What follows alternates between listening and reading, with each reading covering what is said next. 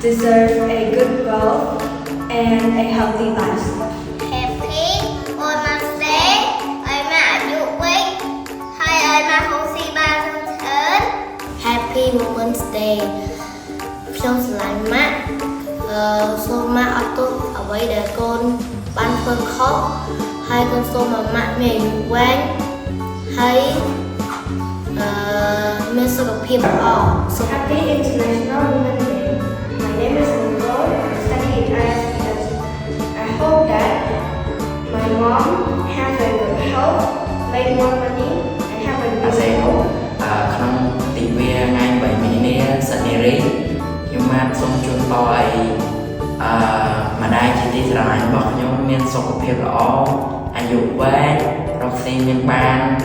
រាងកាយរឹងមាំនិងអត់ឆាប់ងាយហត់និងនៅក្មេងចាស់រហូតនៅមួយកូនរហូត ក្នុងទិវាសប្តាហ៍នេះខ្ញុំសូមជូនពរម៉ាក់ឲ្យមានសុខភាពល្អអាយុវែងរកស៊ីមានបាននិងនៅជាមួយសង្គម ថ្ងៃទិវាសប្តាហ៍នេះខ្ញុំមានពាក្យជូនពរទៅកាន់ម៉ាក់របស់ខ្ញុំជូនពរឲ្យម៉ាក់ខ្ញុំរស់ស៊ីមានបានលុយចូលច្រើនឲ្យគាត់អាយុវែងមានសុខភាពល្អអរគុណ ខ្ញុំជូនពរឲ្យម៉ាក់ខ្ញុំមានសុខភាពល្អរកស៊ីមានបាន